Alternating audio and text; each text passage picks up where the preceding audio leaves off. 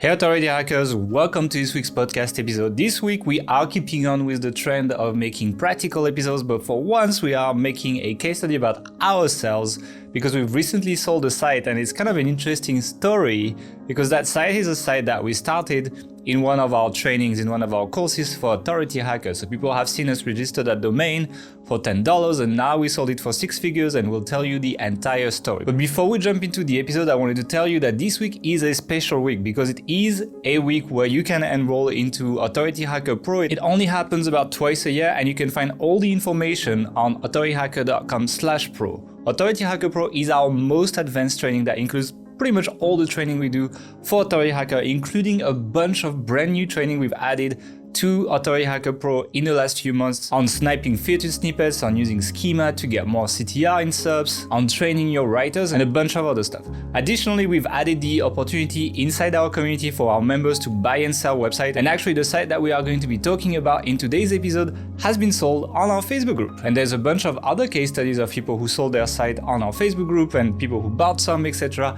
on the Authority Hacker Pro page, so you can find all the new changes inside Authority Hacker Pro on authorityhacker.com/pro, but just don't wait too long because this enrollment period is only going to be a few days, so a lot of people tend to miss it, so really don't wait too much if you want to check it out, authorityhacker.com/pro, but for now, let's get started with the episode. Hey everyone, welcome back to the Authority Hacker podcast. We are currently running a launch of Authority Hacker Pro. So if you want to check out our most advanced training with all our best courses and all our best tactics, go check it on authorityhacker.com/pro. And today, to actually celebrate this launch, what we're going to do is we're going to be talking about one of our recent stories that we haven't shared publicly, of a site that we just sold actually, and we wanted to tell you the exact story, how it happened, what exactly we did, so that you guys can get a bit of an idea of what this cycle looks like in 2021. And for that, obviously, we're going to be talking about this with Mark. And I'm not going to do what the hell is going on, Mark, but just how's it going, Mark? Because that didn't work very well last time. I have two things for you this week. So it's starting to get really cold here. So I've got my Authority Hacker fleece on. Which is keeping me nice and cozy. And I also just noticed how you overemphasize the word "are" when you say we are doing this a lot. And now that I've thought about it, I can't get it out of my head. So, Okay. So, and that's what's going on. That's those are the two things which are going on this week. Yes. Fair enough. I have turned on I have a heater because my fleece was not clean, and I had to wear an Authority Hacker t-shirt. Therefore, I turned on the heating for this episode. So that's kind of like my way of dealing with it, but it's also pretty shit weather in Budapest, unfortunately. All right, so let's not talk about the weather because people have much better places to learn about the weather. What they want to hear about is the case study, and we won't be able to tell you the domain publicly, but we actually are going to be revealing it on our email list. So people who are on our email list, I will make an email that summarizes this after the launch, and I'm going to be revealing the domain there because the buyer agreed that we could do that. But what we can tell you on this podcast is this site is in the golf niche. And the interesting part about that site is actually it was a case study site for our beginners course, the Authority Site System. So there is footage of me recording that domain for $10. And now there's also the proof that it was sold for 6 figures. So it's kind of like it's been recorded from the first day to the last day. There is tangible proof, and a lot of people who follow the first version of the Authority Site System have seen me register that domain because that's the domain that was used for that version. And every time we record that course, and it's the third time we have recorded it 3 times so far, we make a new site. It's kind of like the opportunity to start a new site. So this one was the first version of that course. Let's be honest, we had no intention to grow it initially, so we're going to tell you the story of what actually happened. But anything you want to say about like the first, how it got started, etc.? It's just really interesting how we sort of fell into that. When we say we made a demo site, it was really us teaching you, here's how to build it, here's how to put it all together, and then we just left it. We didn't do anything with it. We didn't touch it for, what was it, like a year and a half? And I think I would say 2 years easily. Actually. In total, we had maybe 25, 30 articles on there. Yeah. We'd ordered them all from Word agents. We hadn't edited any No. ourselves. It wasn't ordered from Word agents. The first version of TAS, we ordered it from Text Broker. Oh, really? Oh, God. Yeah. Then it must have been very bad. The funny part is because, I was building the site pretty quickly and, I haven't done the best job at like editing it or something. So I've like edited one or two on video. And then to be honest, I kind of had to do it to build a demo site. And it wasn't really like the point was to show how to edit an article, but like, because I just wanted to show a finished site at the end. Truth is, most articles on there I did not read actually when we started it. I just posted them. I didn't do it because it's like we had no intention to grow that site, right? In the end, it's like I might as well have put lorem ipsum. I haven't because it's just I wanted to make sure that all the pages were relevant, but I wanted to do one or two pages properly. It's fascinating, this, right? So we did that, and the content was, let's be honest, not that great. We did no link building or no active link building anyway. And after a year and a half, there was just like an explosion of, or 2 years in, there's just like an explosion of traffic. And we started getting several thousand visitors a month from it. That's why? Kind of crazy. I'll tell you why. Niche and keyword research. Was done properly. It's like we actually picked we found like easier keywords and like we were quite smart on what we tackled, etc. And I think that's what paid off. I don't think the quality of the content was what paid off, and it wasn't the link building for sure because during that time. And when you said explosion of traffic, I want to temper it a bit. The site was getting 300 to 400 visits per day or something. Like I wouldn't call this an explosion of traffic. Oh, from there was a good base. Before it was like double digits. We didn't sell it as 300 to 400. Like before we touched it again, it got to 300 to 400 visits per day. Before we actually were like, oh, okay, well, we should maybe look at this site basically. And that's exactly what happened. Like 1.5, 2 years later, we're like, and actually the reason why I picked up this site is because we hired a new person to work with us on SEO. And I didn't want that person to work on bigger projects. I didn't want things to be messed up. So I was like, okay, what's the site that I can take that they can work on and polish their skills and, get to learn how to work with writers and do all of that. And then if they fuck it up, I don't care that much, to be honest. And that's where this site came back. I was like, I have this site, 300-400 visits per day. Not really making much money. It was making when we picked it up, it was making like $200 a month or something like that. Like there was some income, but it's nothing close to what people would expect when they start a website. It was just like some residual. You could see there was some life behind it, basically. And that's when was that? I would say like it was end of 2019. No, it was before that. 2018, I think. Yeah. Before 2018. Okay. Well, time. When you get old, you don't see the years pass. And that's what happened. Yeah. So that's what happened. And then, and so we're like, okay, let's give that site to that person. Let's train them and see how it goes. Pretty much it. And then, so I would consult with that person, work with them, and see how it goes. We did do the hiring for the main writer ourselves at that time, though. That was the difference maker, I think, at this stage, because you can do everything right with your site, but if you don't have good content and if you don't have regular content, like the quantity and the quality, then you're not really getting anywhere. And I think it was a big win.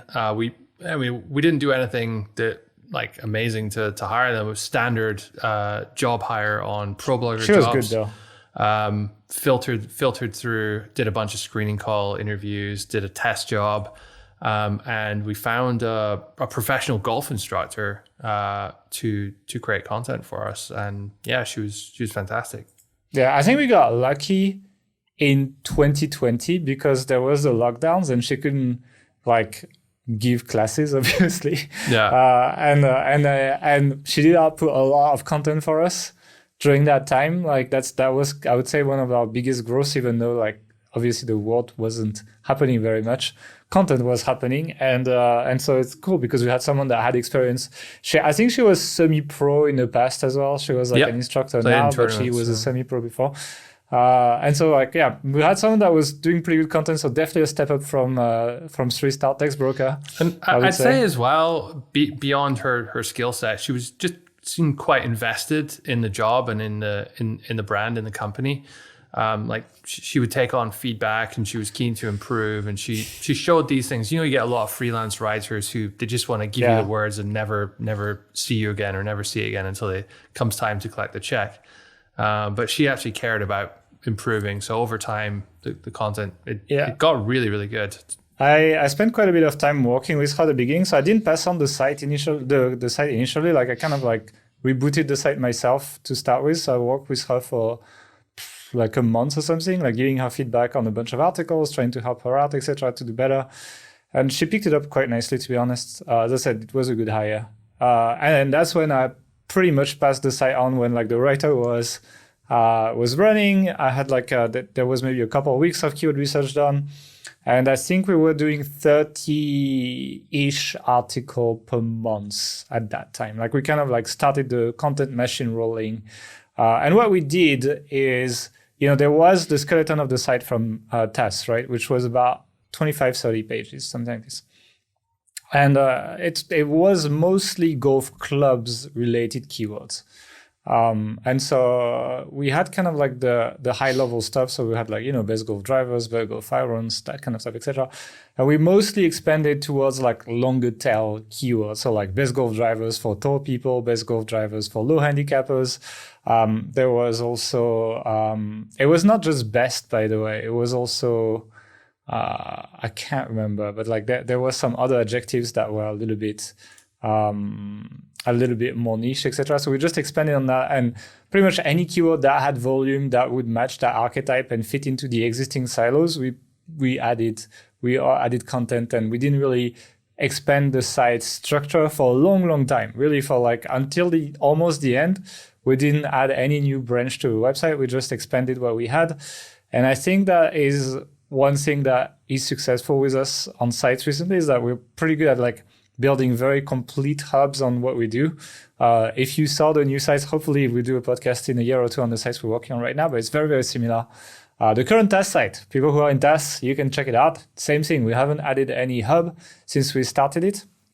We have only expanded the existing hubs, and usually we rank better for the stuff we've written about already. So that's basically what happened. The last site we sold as well a couple of years back was one hub. We only ended up ever building one hub in that, and that 1 out of 5. That was enough. Yeah.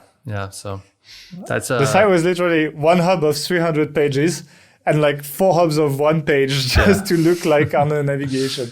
But it's what's working for us, and I don't see us change that in the future, to be honest. And I think that's something people can pick up from this podcast, is that, by the way, if you join Authority Hacker Pro, I have a whole blueprint on site architecture and setting it up and everything. So I go in quite in depth into that and how it works and showing examples. Actually, this site that we sold is in the blueprint. I actually show it because we still had it at the time, and I show it in Pro actually, so people can check it out. Anyway, that's pretty much where we're at right now. We have that content engine running, but that new SEO person kind of like optimizing articles on Surfer, but also like monitoring rankings and testing the waters and like pushing the rankings, etc. And content was rolling, but links were not rolling for a while, if I remember. I remember there was some pressure from that person managing the SEO to the people doing link building for us, because they struggled with link building at the beginning. Can you tell us what happened? Yeah, so I think golf is somewhat of a difficult niche to build links in. There's not that many golf sites out there to begin with. It doesn't have the same kind of, I don't know what you call it, but do you remember back in the day when we had that like health site? And just everyone has a health, everyone has a health blog. Everyone wants to help each other out in the health blog space. It was just like easy getting links. Well, it was kind of the opposite here. Like nobody wanted to help each other out. There wasn't that much of a sort of community thing. I think it was, to be honest, it was a lot of like older people, and they were just not so friendly with each other in the space. So it was a little bit difficult. Is that what old people are like? Potentially, yeah. Okay. I'm just saying, like, I know if you're old and listening, we apologize. that came out wrong, but you know what I mean. So I'm anyway, just asking questions. We had some difficulties with getting links, and this was back when we weren't paying for any of the links. And surprise, as soon as we started doing that, then it started to take off and become a lot easier. We did a few other things though at the same time, like in terms of like increasing the amount of outreach we were doing and getting a bit smarter with our templates. Because if you notice recently, everyone's sending the same templates out, and it's sometimes in a day I will literally get 4 or 5 emails which I think are from the same person, but it's different people sending the same templates out. And of course it's difficult to stand out. And even if you are paying for links, or even if you do have great content or are going to write a great guest post, it's very hard to stand out. So something I picked up from BB when she was on the podcast last year, I believe it was, is around standing out and using humor and puns in your email subject lines and in your actual emails themselves. So we're not amazing at it, but even just doing a little bit of that, our open rates, our response rates skyrocketed. And that's something which I would highly recommend other people do a lot of, because it's one easy way to stand out. Nobody cares if you have great content, to be honest, when they're deciding which of the 10 outreach emails to open, if any. So you need to be doing something in your subject line really to be standing out. So we had some like horrible dad jokes, like how many golfers does it take to change a light bulb? 4, spelled F-O-R-E. And then I don't understand the joke. I don't play golf. 4 is what you say in golf when you're like hit it and the ball's going the direction. You're just going to hit someone else. You say 4, so they're like they're like duck and cover or something. I don't know. Okay, great. So it's a very common word in golf. So people who play golf would get that joke. But saying that rather than please can I buy a link or something, it works a lot better. Surprise, surprise. About paying for links, because people were like, oh, Terry Hacker paying for links, ha ha ha, we got you, etc. So we have mentioned in past podcasts that we would be experimenting on some projects on buying links, because you just said it was difficult to build links, and you started paying for it and it was less difficult, right? And everybody else was doing it as well. Yeah. So I think we should make a whole podcast on just that topic eventually, on like paying for links. I think it's important, but it's something that we have done on a few projects. We haven't done it on Authority Hacker. You guys can go and check our link profile, etc. It's not done. But it's something that has been done on the other sites, and that it's true. It's like, now that this kind of outreach is so widespread, the quality of your content, nobody gives a shit anymore. Let's just be clear. It's like when your inbox is full of pitches of people asking you for a link for their amazing content, it doesn't matter how well produced it is. Like, nobody's gonna link to you anymore. I think this reality is fading away slowly. Maybe in some niches it's not, like in non IME niches or something, but for many niches, it's definitely the case. And I think just regardless of the idealistic vision of Google of the internet, the reality today is that to be competitive on link building with this kind of outreach, you often are going to have to pay some money. Like, how much would you say we paid for links? Yeah, I mean, we're talking $20 to $50 on average, depending on the site. It tend not to be that much more, because there's not that many really high authority sites which are selling links. So, we're talking sort of DR 30 to 50, 60 kind of range most of the time. And most sites that will consider giving you a link will now require that kind of money. And it's kind of the reality of a lot of niches these days. So if you want an episode on that, just let us know in the comments so that we know about that. But I don't want to spend the whole episode talking about paid links.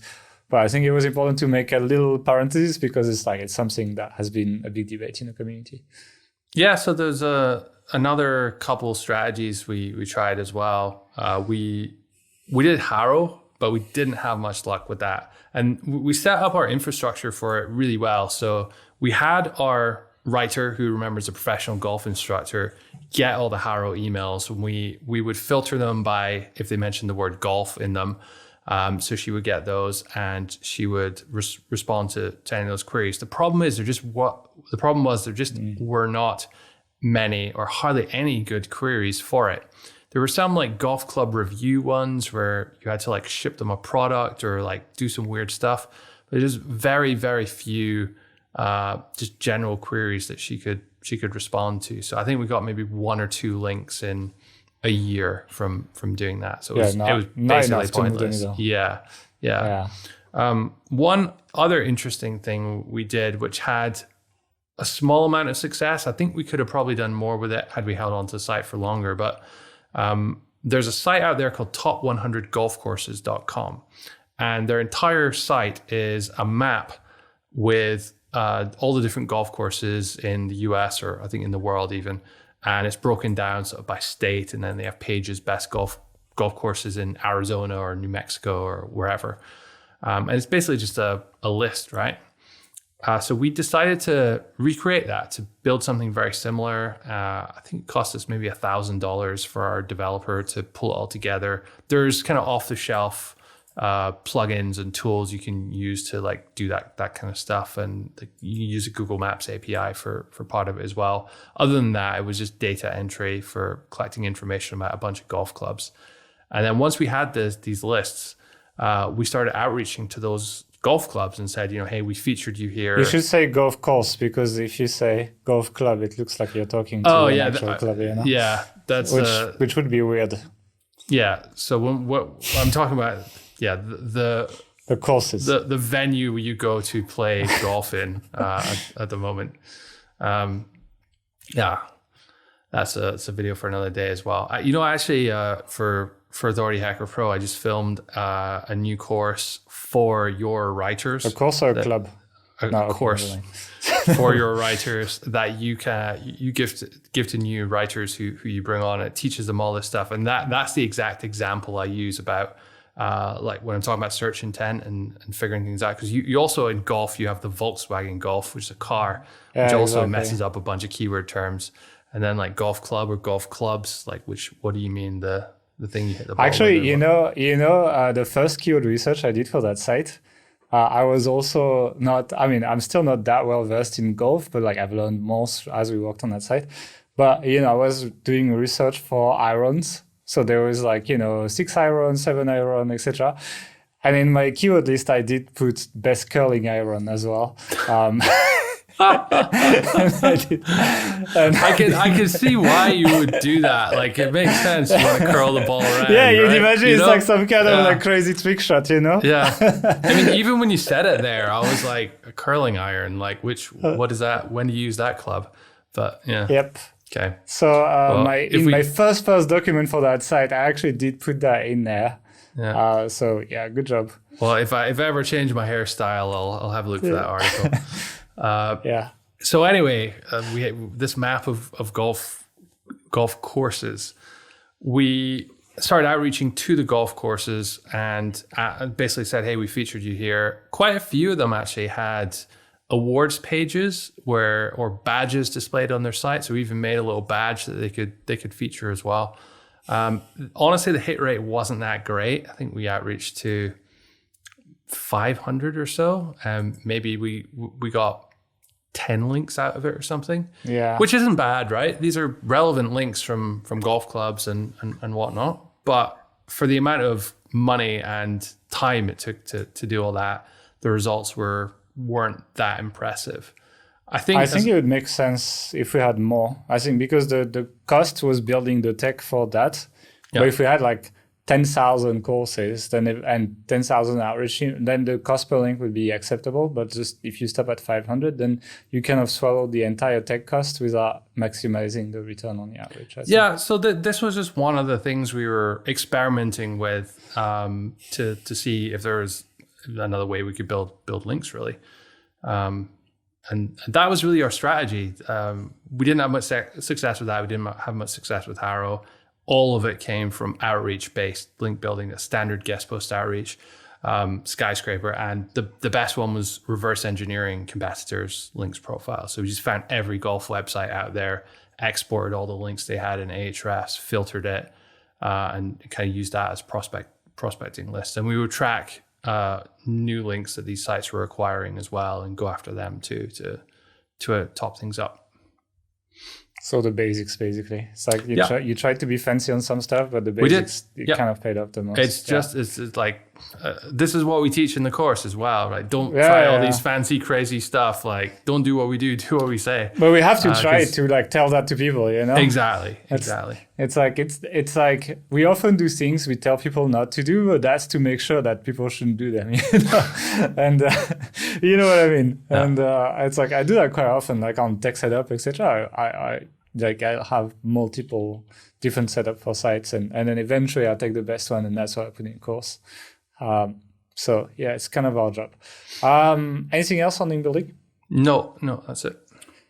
Okay, so the site was a few years old, which meant that when we started, I want to talk about monetization, but when we started Amazon commissions were much better than they are today, right? And so the initial strategy was just like, well, Amazon Associates, we're done, especially because it was meant to be a site that emulates what a newbie would do as their first site. Amazon was still a pretty good place to start. Like, and I'm sure if you can have the rates of a few years ago, a lot of people would start Amazon sites still and go crazy. And so that was kind of our main strategy. But I think the main difficulty with selling golf clubs, in this case, actual clubs, was that there's multiple ones. First of all, there's the stocks, which a lot of clubs will go out of stock on Amazon. Like, we would end up ranking and having clubs in our top 10, and they would just go out of stock and would not make that much money.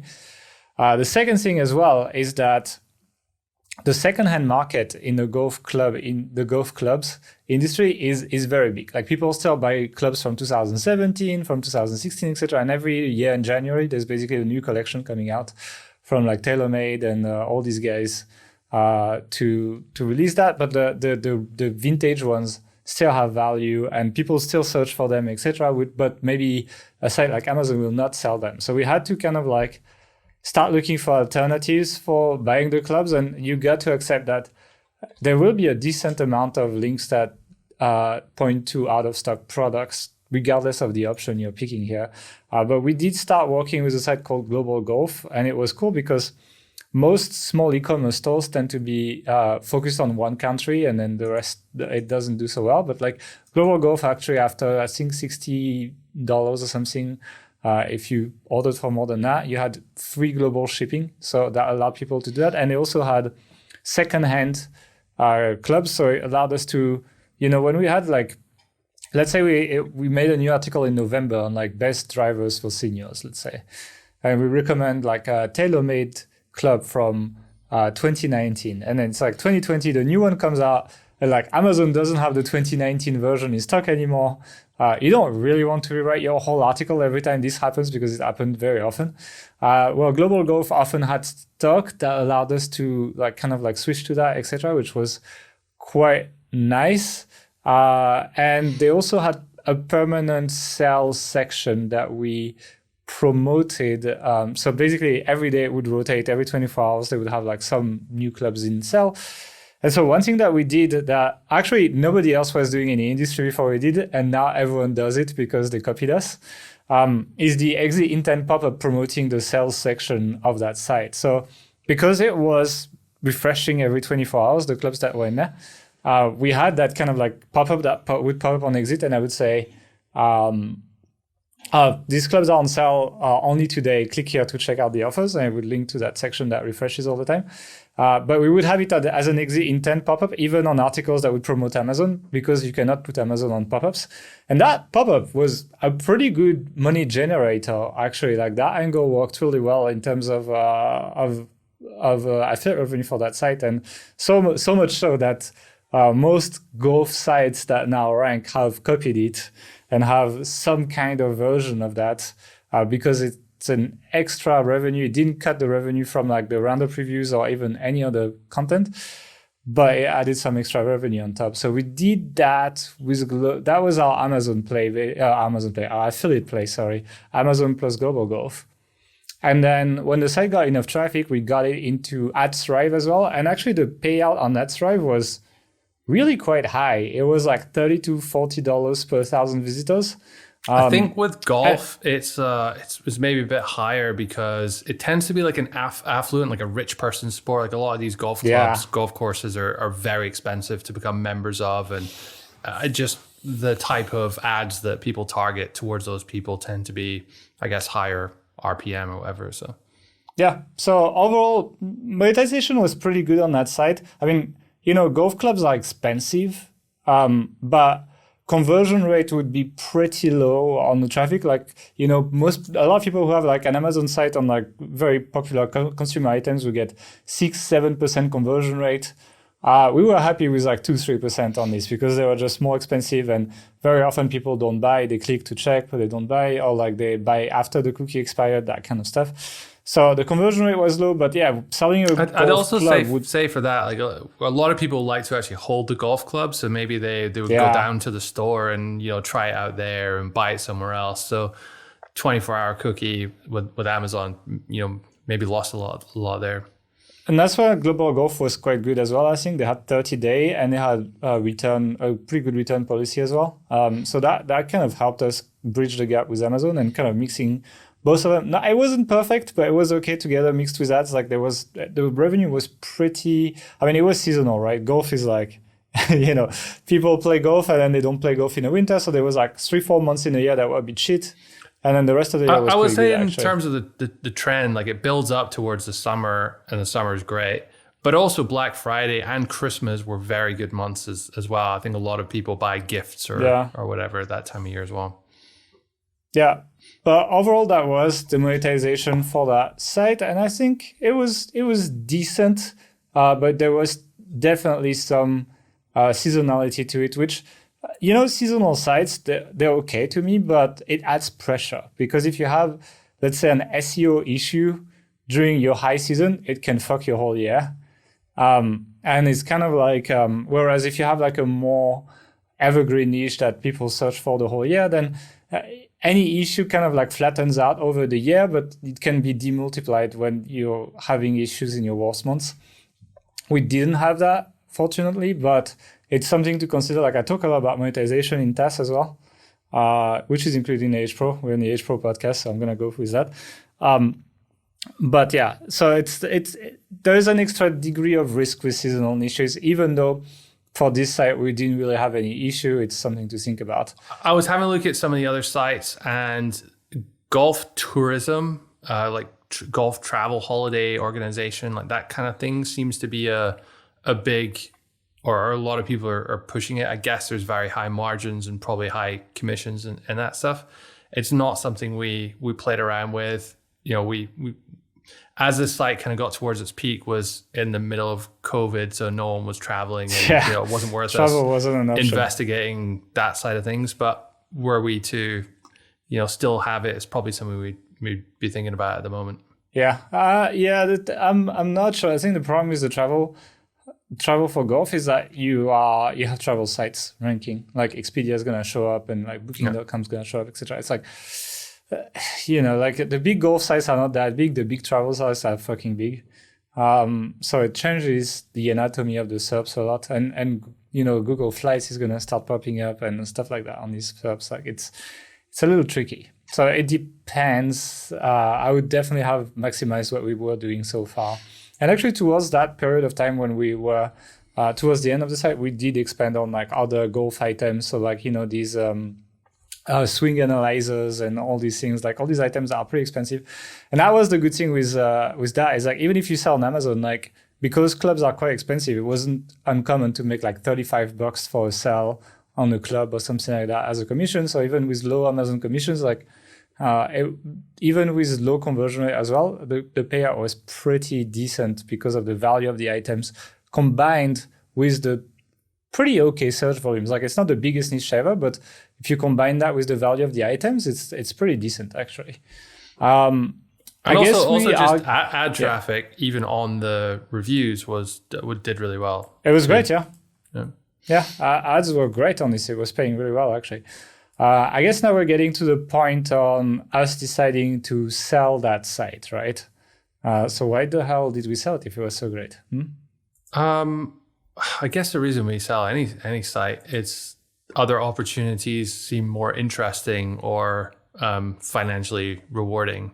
We'd had that site for, what was it, like 5 years in total? We were working on it. We weren't working on it all the time, but it felt like it was kind of getting to the end of its shelf life in our. It wasn't that interesting to work on anymore. You know, we'd done everything we kind of could with it at that point, and felt like. How much money was it making? Like we took it from like $200 a month, so we kind of started working on it. It was so when we sold it was mid 4 figures per month. So solid, like you could live off of that. Yeah, they're basically, and that's exactly what the goal. Like a lot of people were like, mid 4 figures, not super great, etc. And the thing is, like, the scope of the authority side system is achieving that. It's achieving this job replacement income. So I'd say probably these days, like 3 to 6K, something like this. With people making, low 5 figures. Quite, it happens too, but like, and that's kind of like the scope of that. It's like start with that, but also maybe having some potential to expand beyond that.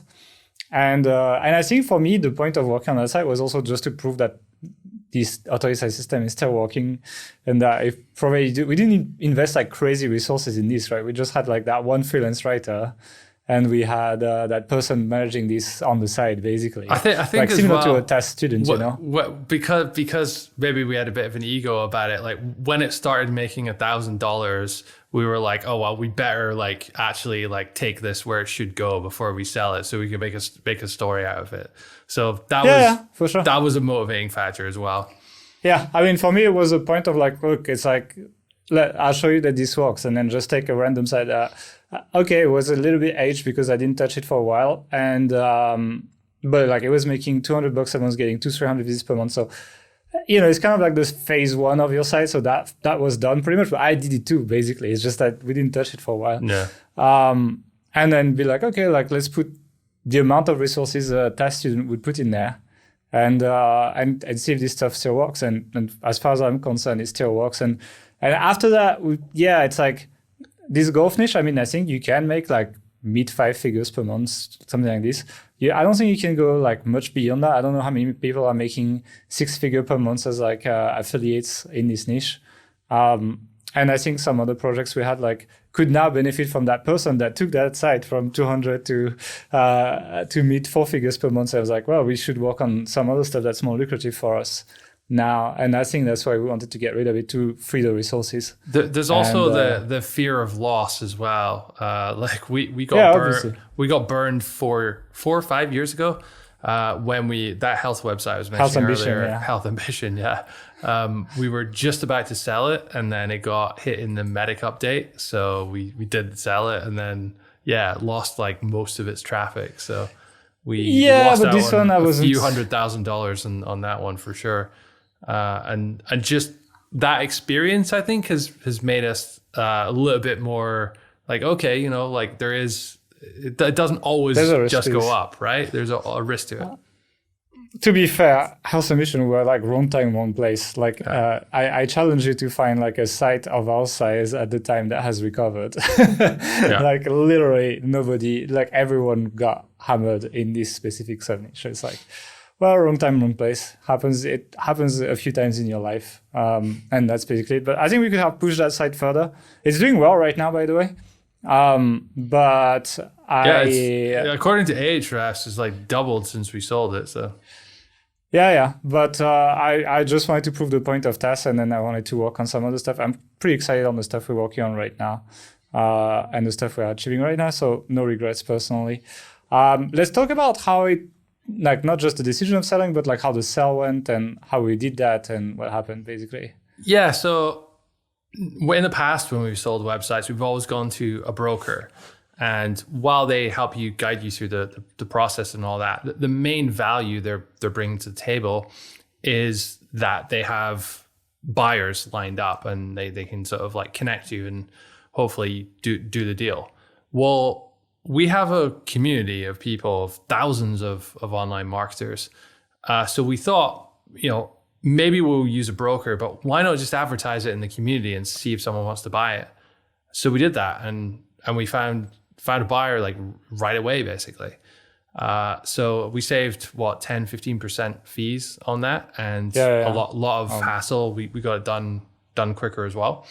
Our experience from selling sites previously obviously helped. So we prepared a profit and loss statement, screenshots, of all the affiliate and ads incomes, and us receiving the payments for all that. So like we really had everything covered in a lot of detail. We built a timeline of everything we'd done to the site, all the contact details for everyone who'd ever worked on it, like the guy who built the maps thing, the developer there, the writer, obviously, everyone else, and just really had all the information in one place, so it would be very easy for a buyer to sort of take it over. And then, we just advertised it in our community and included a few screenshots and whatnot. And maybe like 10 or 15 people ended up messaging me. Had a few conversations with them. A few went nowhere. There was, I think, 4 people seriously interested. I think we had 3 offers in the end. And we ended up taking the one, which wasn't actually the highest offer, but it was the best in terms of the deal for us. So they will allow us to talk about the domain on our email list, our webinars and stuff. And they will, allow us to, anonymously talk about the site, talk about the sale, that kind of thing as well, which is beneficial to us, right? So that's kind of why we went down that route. Now, of course, we're dealing with hundreds of thousands of dollars here and someone we've met maybe once before. So, of course, both parties still used escrow.com to be careful. So there's some fees there. But other than that, I think it worked out really well for both parties. And we got the whole process done from start to finish, including the handover, in less than a month. Like that's from the point of, let's sell it, to receiving the money and all that. So it was pretty fast, I would say, by sales standards, at least. So, But I think one thing to highlight is that actually we're not the only ones selling sites on H Pro. Actually, now we actually opened that up so people can post their site. We don't take any responsibility in Authority Hacker Pro. Like if you guys argue with each other, we're not going to stand in between and mediate that. But there are actually regular sales of websites now, and I think a lot of people are just it's kind of nice because obviously, you guys see it, you can go on authorityhacker.com/pro. It's not super cheap to join Authority Hacker Pro, but what it does is it curates the community from scammers and people who would be not serious, etc. Tire kickers. And so that allows these kind of transactions to happen. I haven't heard of anything going wrong with any of the transactions so far. So I guess now it's kind of a benefit of joining Authority Hacker Pro. So people who would want to see sites sold by our members that probably you wouldn't find anywhere else, then I would check out our group. I think the bigger sites will still go through a broker. Yeah. And we're not saying brokers are useless or anything like that. I'm just saying for small, medium transactions, they do happen quite regularly on the group. And it's kind of cool to see that and to see that it's going well so far. Another reason I probably didn't highlight that, I'll probably make an email about that on the launch, actually. I think it kind of makes sense. Anything else we want to cover on everything? Yeah, just looking back at that experience, if we had to do it all over again, what would you do differently? I think the interesting part was where we picked up the site when we started working on it again. The fact that it was a few years old and sitting here, etc. Basically, it didn't have this sandbox, and that kind of helped because it kind of had gone through it already. And I really like the idea of aging domains yourself. So you don't have to buy drop domains. You can just buy a $10 domain, buy a dozen articles, and then just let it sit here. And then whenever you want to pick up a project, you have this bank of domain. You have 5, 6, 7 domains. It's per domain, what is it going to cost you? Hosting. You can get it pretty cheap. Let's say you buy the second cheapest server on Cloudways or something, it's still decent. And you can put a dozen sites on it. So it's going to be maybe $150, and then per year. And then after that, you want some content, let's say 10 articles that cost each like $50 or something. Or cheaper if you're using AI content to get it. Or you use AI content, actually. Yeah, it's a good use of it.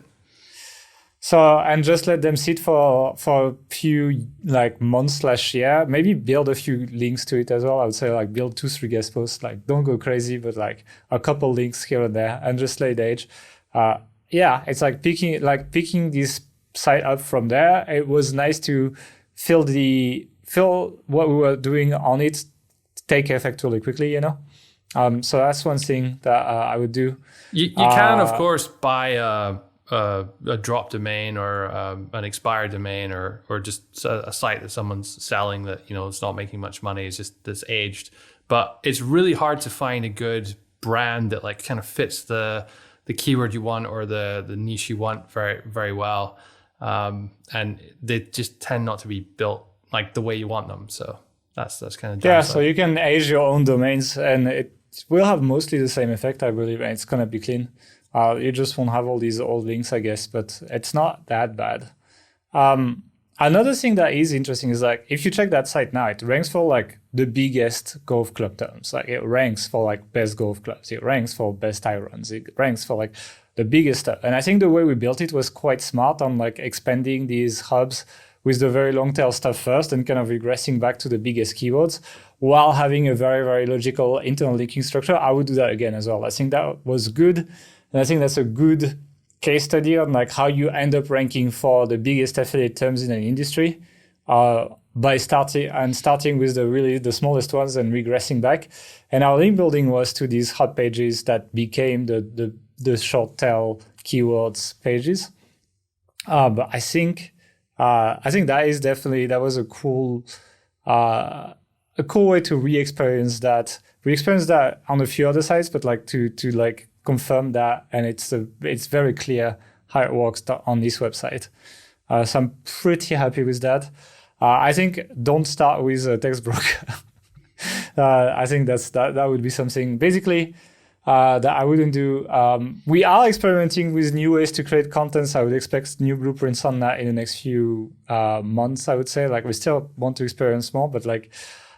There's some pretty exciting stuff that's coming around this AI content and all of that we'll talk about eventually. It's not ready for this launch, so I'm not going to go too deep on that. But I would play more with that. And not much else really. I think this site was like pretty clean and it was nice and clean. No drama, no ups and downs, etc. It was all up all the way, you know.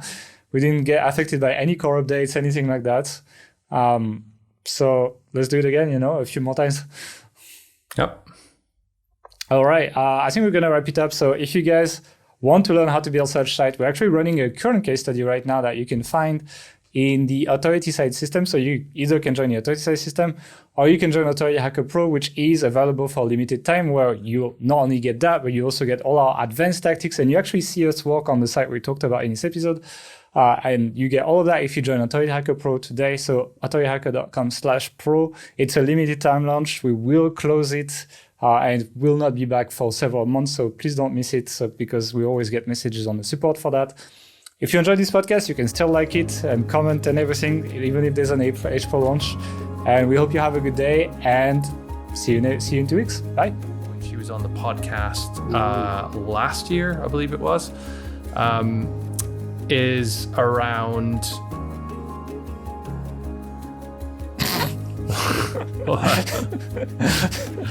I was my mind just went off because it was like, was it last year or was it this year? It was last year. Nobody cares. Yeah.